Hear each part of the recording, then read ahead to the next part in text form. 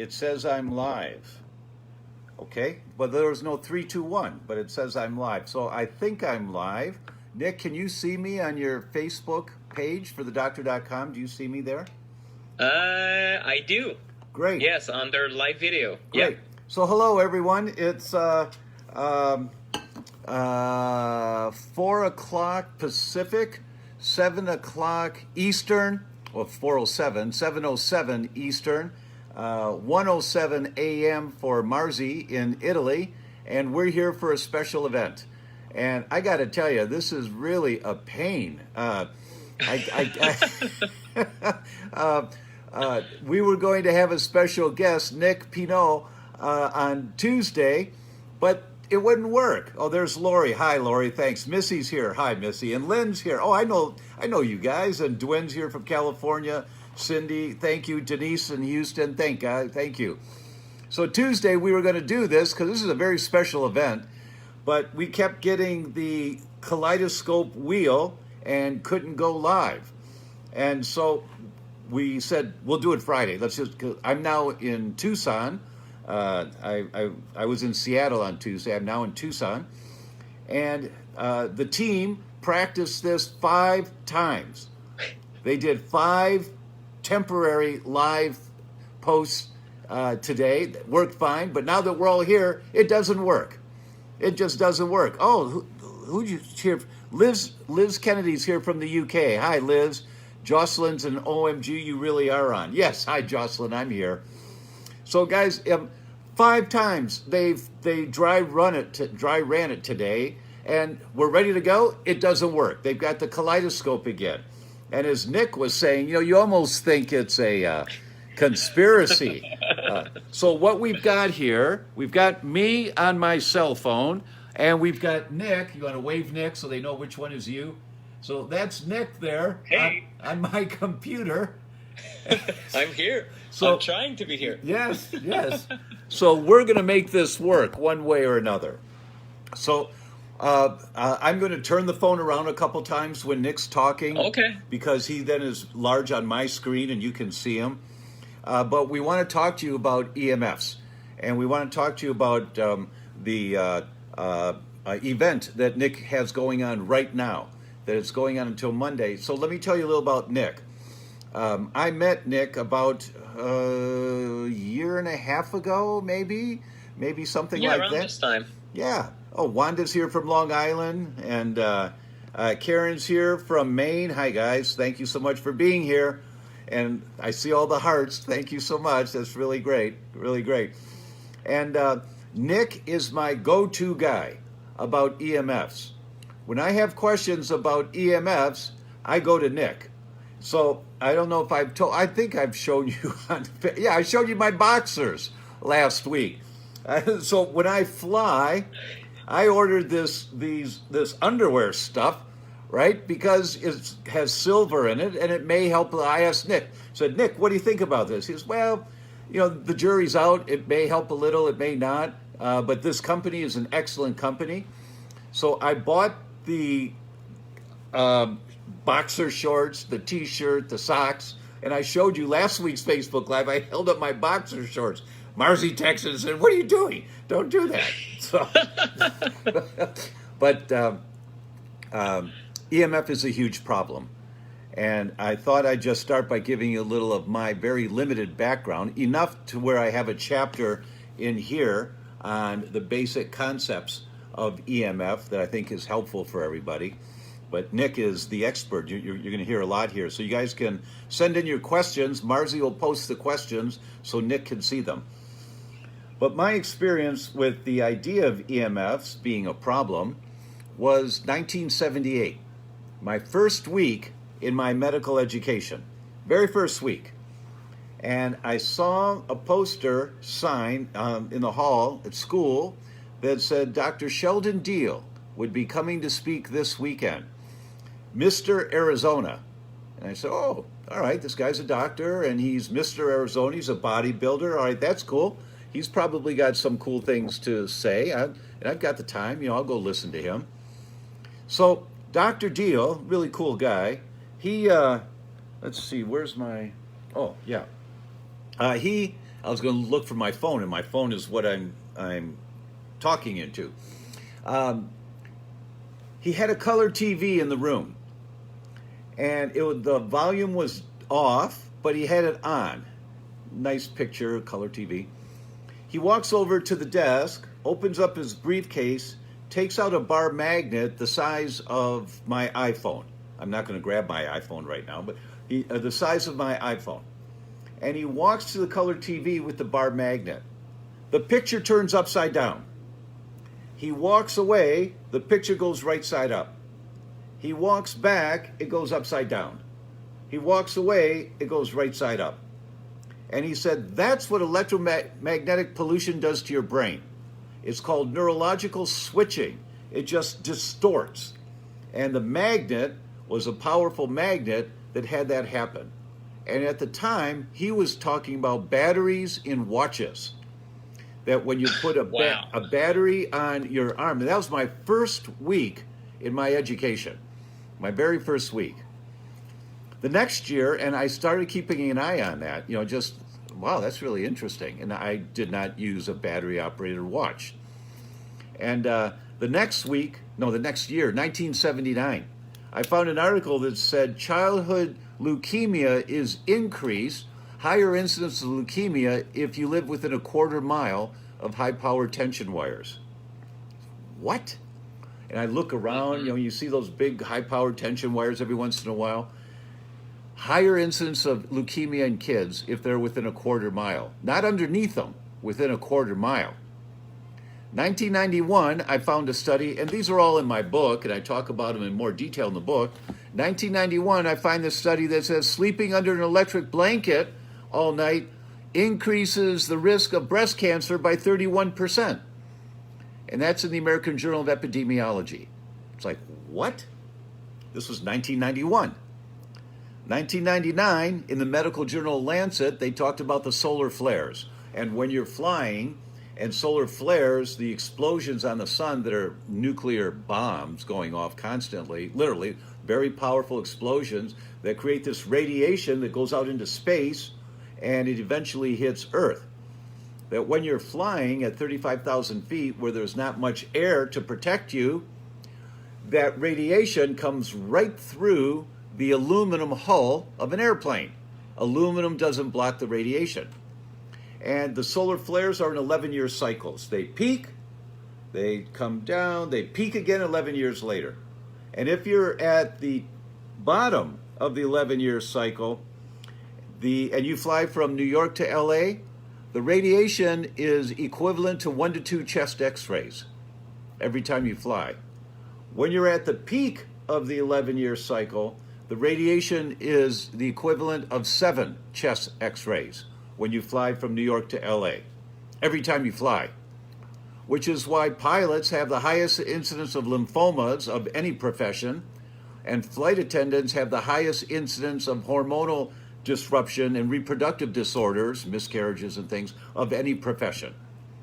So there's no question that EMFs can be a problem. No question. So Nick is the go-to guy. So Nick, the first question that I see here, what's the best device to purchase to do a do-it-yourself sweep of the house in order to find areas of high unhealthy EMF emissions in the home or workplace? And I'm going to turn it around and introduce everybody to Nick. Hey everyone. The one device, unfortunately, there's nothing that's extremely cheap, right? There's no EMF meter that would cost, for example, $20. There's one that I recommend called the RD10. That's Roger Dennis 10. And the Roger Dennis 10 can be found at radmeters.com. Why I like it, it's very, very small. And it's more, it's instead of an EMF meter, sometimes people purchase meters and they see all the numbers going crazy and they don't really know what it means. Instead, it's a detector, right? So what it can help you say is, for example, something very simple, is this device emitting EMFs or not?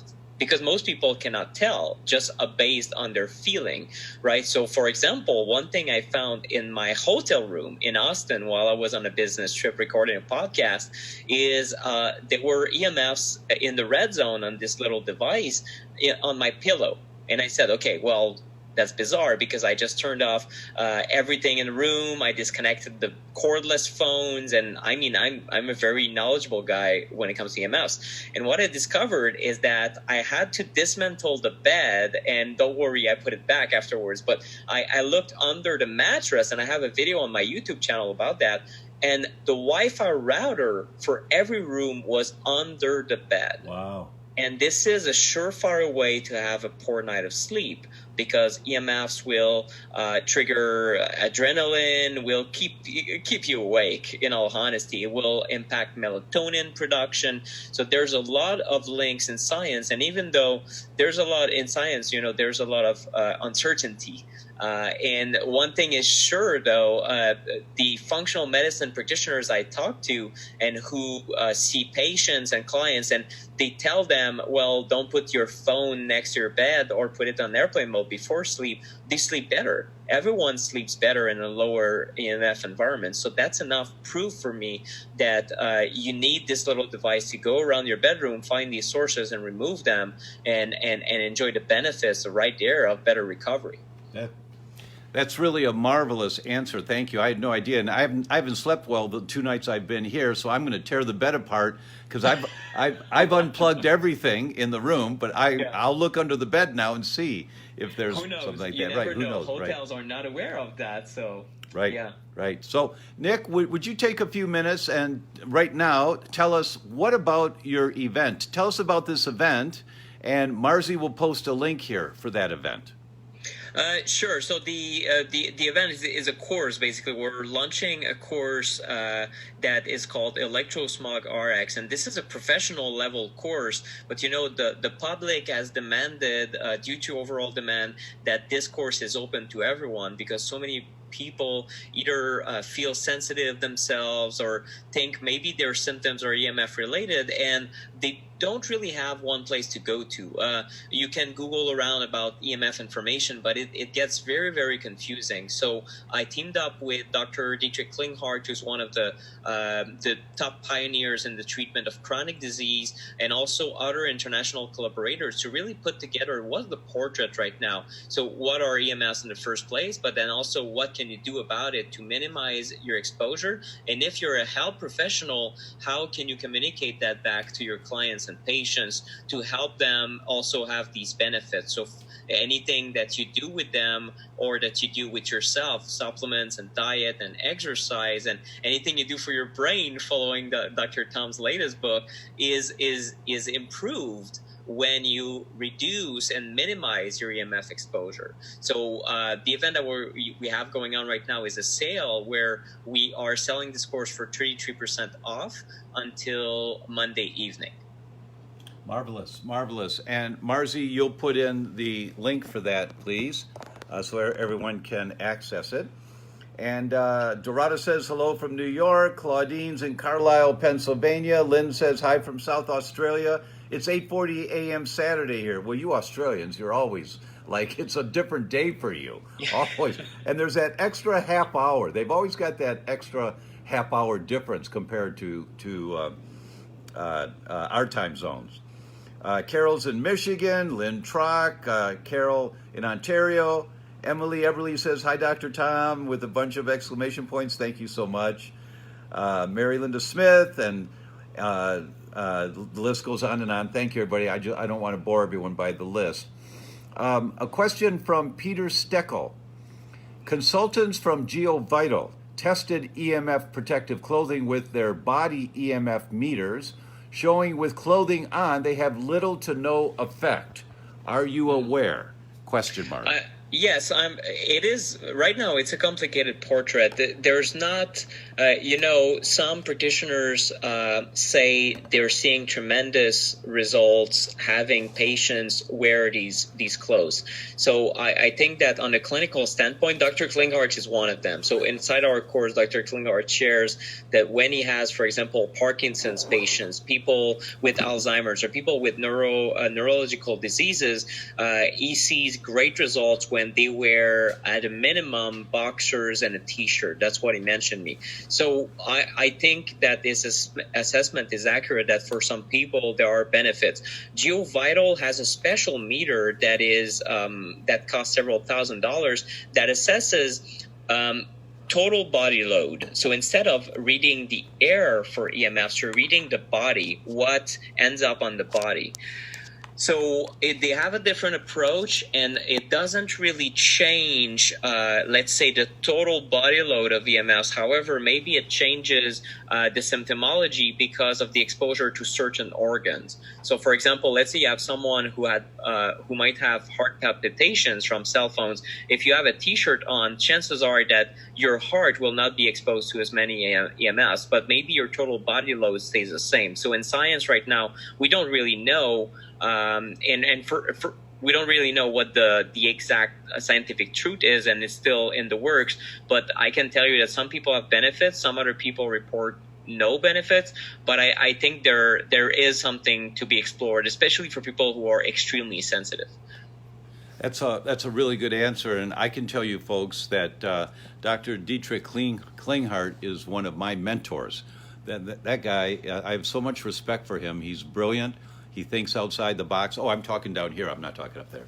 He's brilliant, thinks outside the box. I just met him in Seattle. He came to my talk on Tuesday night, and they told me that Dr. Klinghardt's coming because he wants to hear you speak. And I said, oh, God. Very nice. I'm honored. And we had a great conversation afterwards. We now are good friends on the same path, and look forward to spending time together. So if Klinghardt says he notices for people who are sick, it seems to help, that's good enough for me. I'm going to keep wearing it when I'm flying. And I fly so much, if it's only a 5% or 10% benefit, and if it's for people who are already diseased in an organ or two, and it seems to be helping them, well, I'm going to protect my brain as much as I can. So, it's no sweat off my back if I wear this clothing on a plane. So I will continue to do that. Amal says, what are the effects of EMFs on bones, creating osteoporosis and osteopenia, with a question mark? There's not a lot of studies actually on this osteoporosis and the effects of EMFs on bones. The closest thing that I've seen is, in fact, that certain types of EMFs in a medical setting can be healing for bone regeneration. Mm-hmm. But the important thing to say is that when EMFs are used for healing purposes, you use a specific frequency that you have predetermined has an effect that is healing, but also you use it for a short duration, and then you let the bone, for example, or the limb or whatever you're trying to heal, recover, right? That's in science, that's called hormetic stress. So you have something that stresses you, for example, lifting a barbell, and you tear down your muscle. That stresses you. That, in fact, it damages your body. But then recovering from this damage leads to benefits. So the same can be said for these EMFs.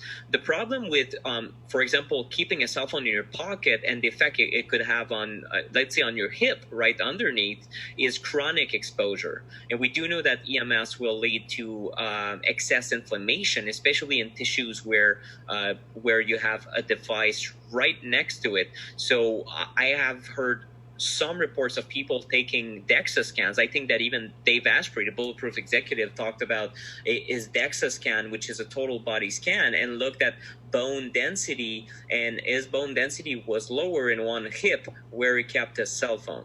So it is disruptive to normal functioning, and it is safe to say that probably it's not good for bone health to keep a device right next to bones.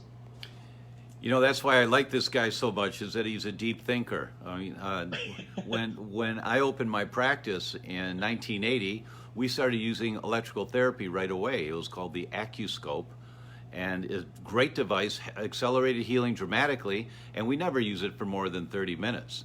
And then the patient has 2-3 days before she'd have another exposure to that electromagnetics. And I like your analogy, Nick, of a barbell. Breaking down muscle. Everybody knows, or most people know, that exercise breaks down muscle. That's a good thing, because then you build stronger muscle, more muscle. But what if you just kept doing the barbell exercise for 8 hours or 10 hours? What would happen to that muscle? You would damage it pretty severely. So that's a great visual for people to understand why you can't have this electromagnetic exposure on a constant basis. Dwin Keys says, Mom has Alzheimer's. The cable company put the router in their bedroom by my mom. Could this be making her worse? I'm going to have them move it. And the answer is absolutely yes. Yes. There's no question. Yes. Nick, do you want to comment on that? Well, you want to move this router as far away as possible from her. If she has Alzheimer's, and let's say if she naps during the day and she'll be exposed really close to this router, you do not want to keep sources of EMFs near your body. A Wi-Fi router can be a tremendous source. So, of course, move it away as far as possible from the living areas, and then also make sure that if it's not in use, it's turned off, including at night, especially at night, because it is disruptive to good sleep and recovery. So yes, it could be impacting her. You bet. And you all have heard me say, y'all. Well, I'm not even in the South, and I'm doing a y'all. Y'all have heard me say before, 2 things you do at night before you go to sleep. If you use a dishwasher in your house, you don't run it until everybody's in bed. So there's nobody in the kitchen, because the toxic fumes of those dishwashing detergents in the hot water, the fumes come out. That's not an airtight system, and you're breathing these toxic fumes. So turn on your dishwasher at night if you're using a dishwasher before you go to sleep, and turn off your wireless. Those are 2 things you do every night without exception. Joel says, what role does fasting into autophagy play in healing damage to the immune system or DNA from the damaging effects from EMF exposure? Well, that's a really good question, Joel. I kind of feel like Rosanna on Saturday Night Live. That's a funny one. Well, the first thing I'll tell you, anytime you're dealing with an inflammatory mechanism, an inflammatory disease, the first thing is stop throwing gasoline on the fire. That's critically important to stop the disease, is that you stop the inflammation. So the first step in stopping the inflammation is stop throwing gasoline on the fire. So if you're doing fasting mimicking diets and it triggers more stem cell production and autophagy, there's lots of science that's really good, very healing for you. But if you're still getting the exposure on a continual basis, that's like you've got one garden hose pouring gasoline on the fire and one garden hose pouring water on the fire. Which one's going to win? And how much benefit are you going to get?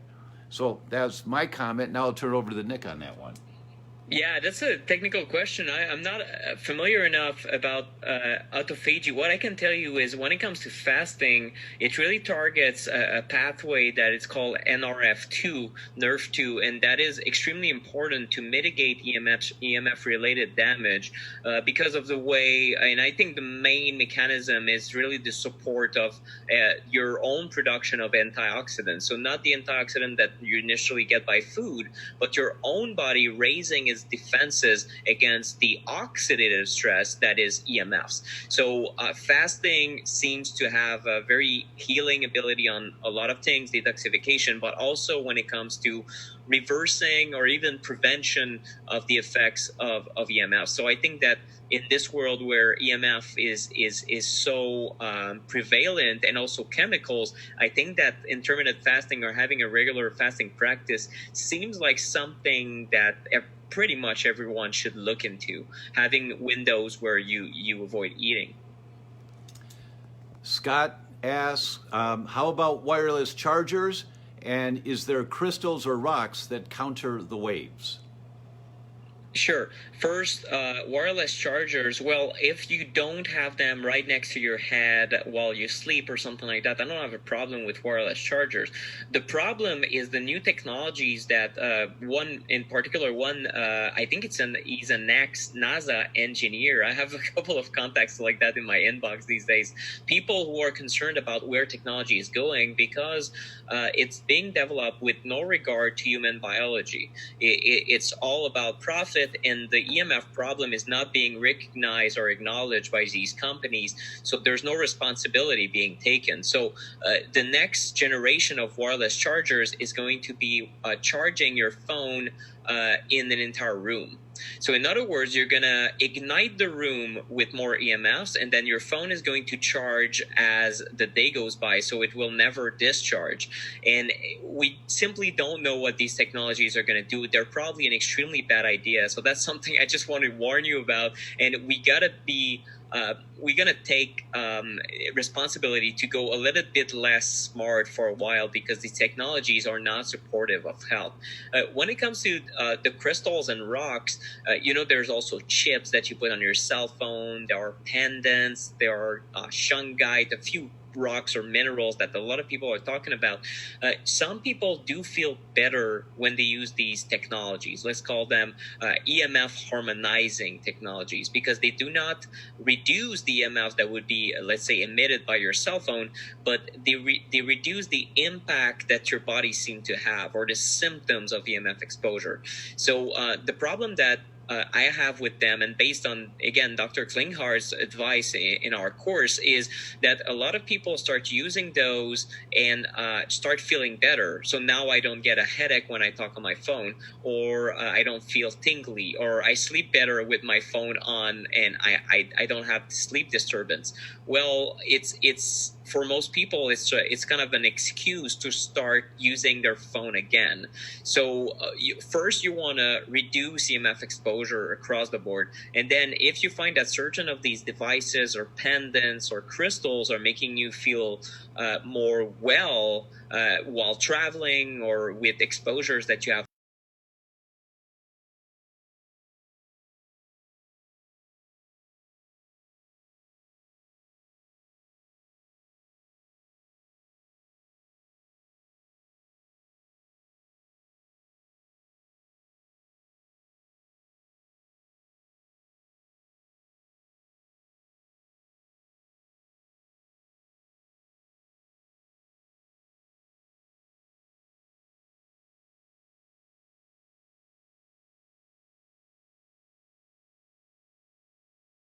it's avoiding toxins in the first place.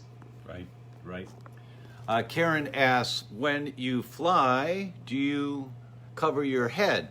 And Karen, I do not. I bought they have a baseball cap that I bought, but it doesn't fit well in my head. I don't like it, and I should. I'd like to get a beanie, just a little beanie cover, if there is such a thing, and that.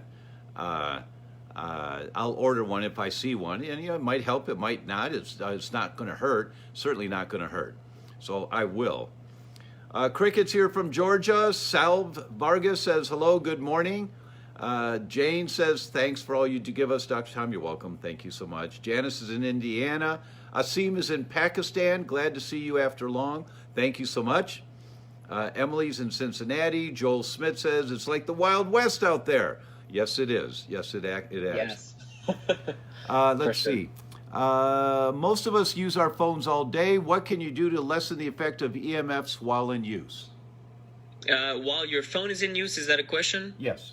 Yes. Well, first, it's creating distance, right? So a lot of people still use the phone on the ear, but most people don't know that, well, this is a surefire way to be exposed to a very large dose, compared to when you create distance, just at 1 foot from your head, you drop off the radiation exposure by 80%.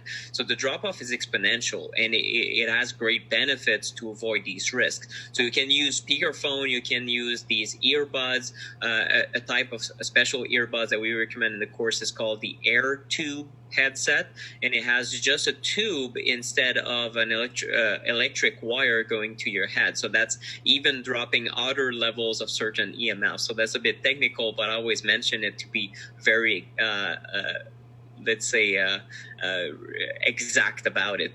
Another thing that you can do when it comes to your phone is whenever it's on your body, shirt pocket, front pocket, back pocket, bra, and so many women leave it there, unfortunately, is to put it on airplane mode. Because again, if you have risks here talking on the phone, you do have risks just keeping a phone in your pocket. For men, it's the loss of fertility, testosterone, but also the long-term cancer risk for prostate, for testes. We simply don't know, or even colon for that extent. We don't know what the risks are. So avoiding direct contact with your device. And my third advice I would tell you is to turn it off at night or hit airplane mode before going to bed. Again, because of the impact it can have on your sleep.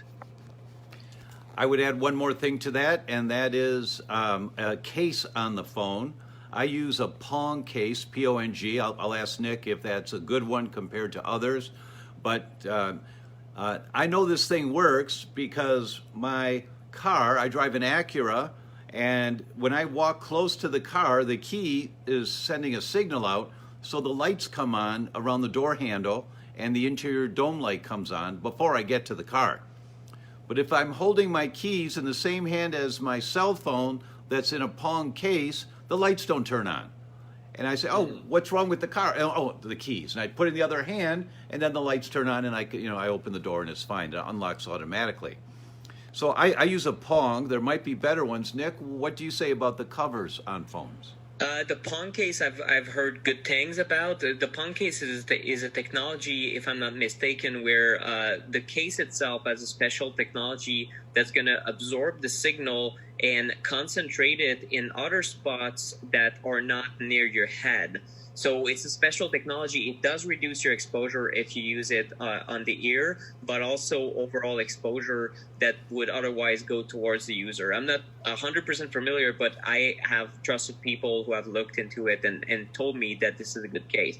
Another case that I use at the moment, it's I don't even have it. I'm so not attached to my cell phone that sometimes I look around the home and I haven't seen it for 2 days.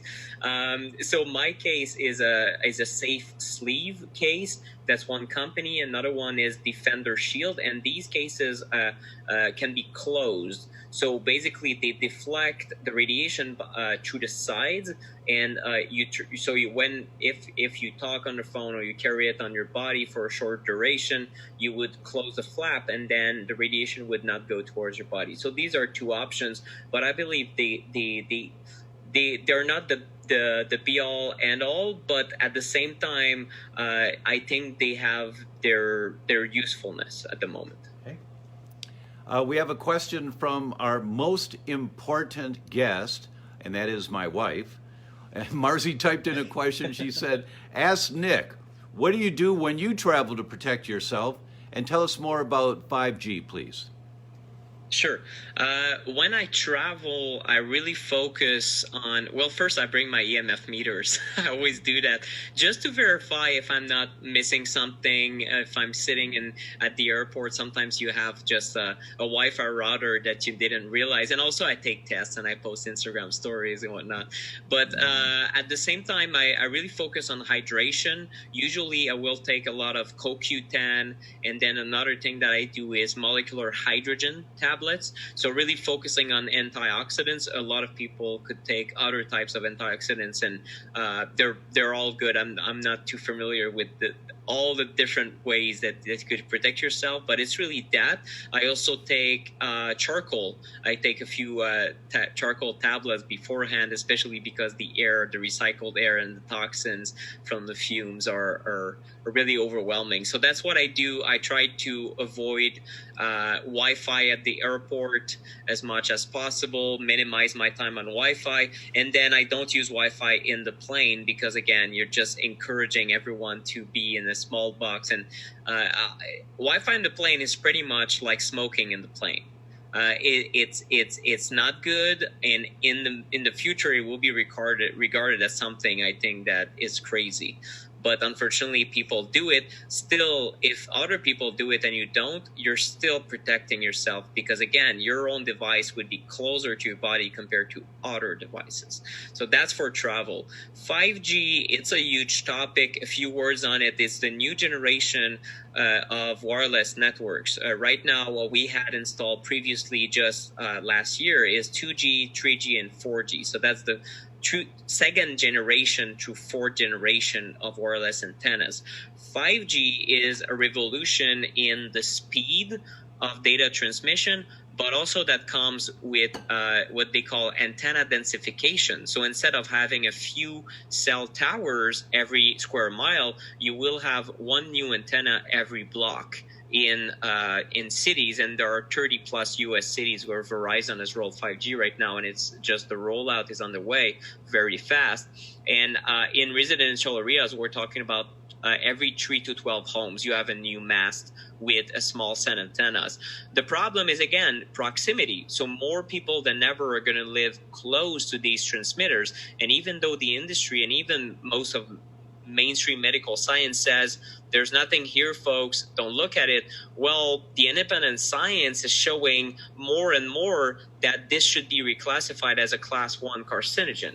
And if this happens, I don't think that's going to happen for a lot of political reasons, but these are people looking at the science that we have at the moment. Imagine in 3 years from now, the science is just getting worse and worse and worse. I can tell you that because that's all I do. I follow it very closely. And unfortunately, every year it gets worse how bad EMFs are for your health. And this is the same thing can be true for lead and a lot of other environmental toxins, where scientists say, well, okay, this is a safe level. And then 10 years afterwards, they say, we should probably drop the levels 100 times, right? And this is what's happening for lead. This is what's happening for so many environmental toxins.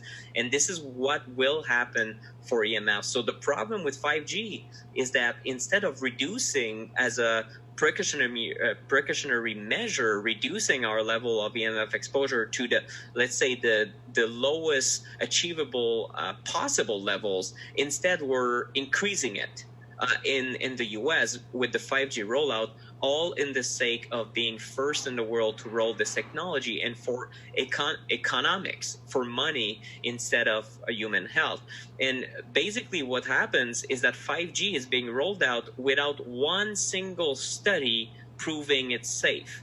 So imagine you have new signals with 5G, you have new antennas, new proximity, all these new changes, but there's not one study. And the discourse is, well, everything is safe right now, so 5G therefore is safe too.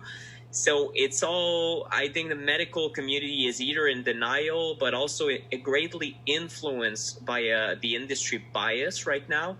That is, some people would argue stronger than big pharma and stronger than big tobacco, and how they financed bogus studies throughout history in order to maintain status quo and really increase their profit margins while they knew the truth. So unfortunately, the same thing is happening with EMFs, and this is why 5G is simply a bad idea. You know, the Minister of Environment in Belgium, in Brussels region, said, we will not roll 5G in Brussels because we do not want our people to be guinea pigs for a technology that's untested.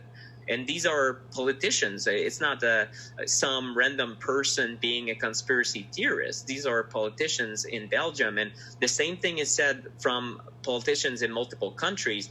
But in the US, the discourse is otherwise. And it is, for the moment, unfortunately, money focused. That's why I think everyone should do Nick's course, is to get this kind you. of information, so that you're familiar. And as he was talking, and I had the thought that, and I pulled open my book, because I said, now, didn't I write something about it? Yeah, in the 1950s, the government was telling us, it was on the front page of most newspapers in the country, how safe above-ground atomic bombs were that were going off in Nevada. In the 1960s, we were told in newspaper ads how safe cigarettes are. As a matter of fact, Camels were the brand that doctors recommended most. And they had their actors wearing white coats with stethoscopes around their neck, smoking at Camels. In the 1970s, government and industry scientists told us how safe bovine growth hormone was in cows and then in dairy. It was fine, it was safe for us.